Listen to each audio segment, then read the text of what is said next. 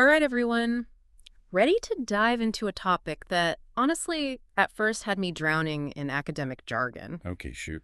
Performance, but not like a rock concert, Right, right. How academics actually try to define and measure performance, it gets surprisingly complicated. Yeah. But thankfully, we've got an expert to break it all down. Happy to be here.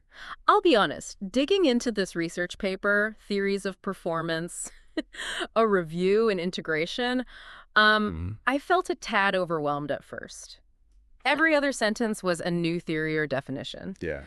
Thankfully, I wasn't alone on this deep dive. Good, good. Our expert today, they're great at taking dense research like this Oh, stop. and making it understandable, usable. Welcome to the show. Glad to be here. And you're so right. We use performance all the time. We do. But it's slippery when you really try to pin it down. Slippery is the perfect word.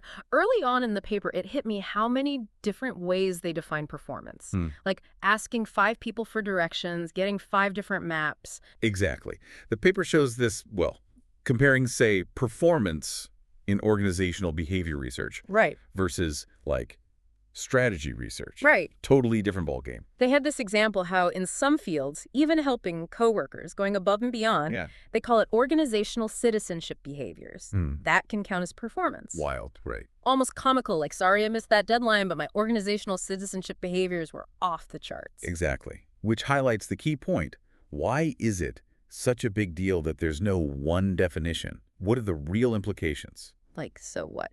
Imagine baking a cake, but the recipe uses flour for everything all-purpose, cake flour, self-rising. Disaster, right? Oh, yeah. Big time.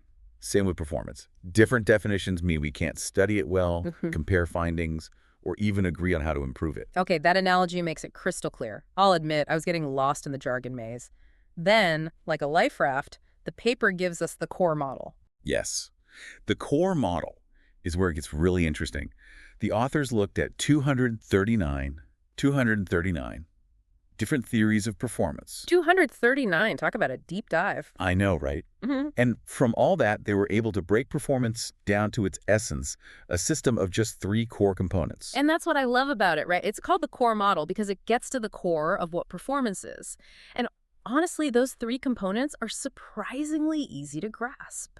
So for those of us who, haven't memorized academic papers after one read-through, refresh our memory, what are those 3 magic components of this core model? Right, so first up, you've got capacity. Yeah. Basically what you're capable of, your potential, skills, all that. So like the tools in your toolbox, you can have a fancy new hammer. Doesn't make you Bob the Builder, right? Love the analogy. Yeah. Next, there's opportunity. Having the right circumstances to actually use that capacity, like back to the toolbox, got to have the right project to use those tools on. And I'm guessing just having the tools and the project isn't enough, right? Like you need material support, all that. Spot on. And that's where component number 3 comes in. Relevant exchanges. All those interactions, transactions, relationships that are essential. Okay, so toolbox analogy one last time. That'd be like having enough wood, nails, maybe a helpful neighbor who knows their stuff. Without those exchanges, even the best builder gets stuck. Exactly. It's all connected, contributing to the overall performance. And this is where core goes from helpful to mind-blowing, revealing a hidden link between how individuals and, get this, organizations perform. The paper calls it isomorphism. Isomorphism. You're going to have to unpack that one for me. Sure thing. Basically, it means having the same form, the same structure. Core shows that individual and organizational performance, they're structured really similarly. Imagine it like this. Individual capabilities, that's like a company's capabilities. Individual roles, that's like their organizational structure. Okay, I think I see where you're going with this. So like I have my own skill set. An organization has its own resources, expertise, that kind of thing. Exactly. And just as I need the right opportunities to use my skills, an organization needs the right market conditions, the right partnerships to use theirs. Let me guess. Those relevant exchanges, those are crucial for organizations too, not just us as individuals. Bingo. We rely on relationships, communication to get stuff done. Organizations, they rely on teamwork, knowledge sharing, client relationships, all those good things. Reading that part, it was a total light bulb moment. I'd always thought about performance as this individual thing. Either I was doing well or not. But this isomorphism idea, how it's all connected, changed my whole perspective. It's not just about me hitting deadlines, it's about how my work fits into the bigger picture, the opportunities I get, the exchanges I have with my team. It's those connections, often invisible, that core really highlights. Individual actions and the bigger picture all woven together. Like you've been watching a play focused on one actor, and suddenly you see the whole stage, the lighting, the set, how it all comes together. Exactly.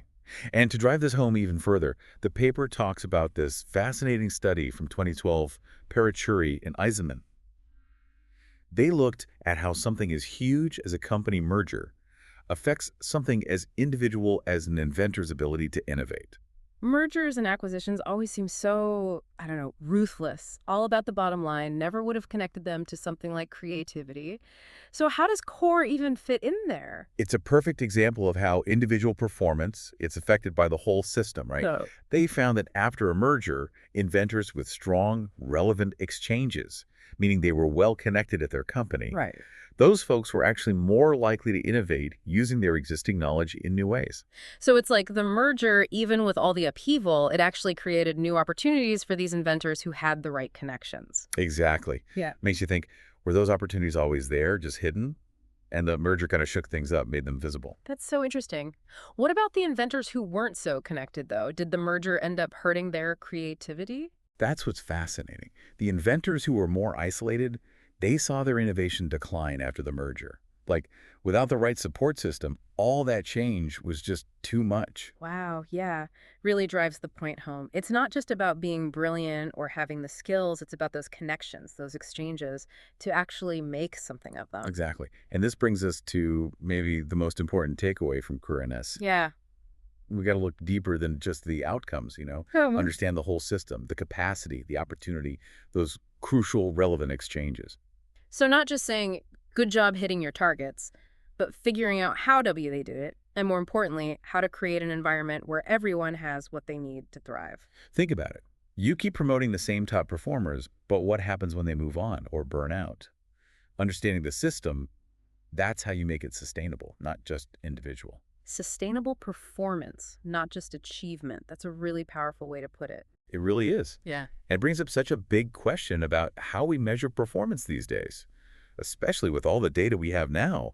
Like, are we so busy measuring that we miss those crucial things? Capacity, opportunity, the exchanges? Such an important question to think about. Even small changes, Yeah. right? Making an effort to connect with people in other departments, having more brainstorming sessions, those could make a huge difference. It all comes back to those connections, the foundation of a successful organization. This has been amazing, honestly, a whole new understanding of what performance even means. Huge thanks to our expert for guiding us through all of this. And to you listening, thanks for joining us on this deep dive. Until next time, keep those connections strong and keep those opportunities open.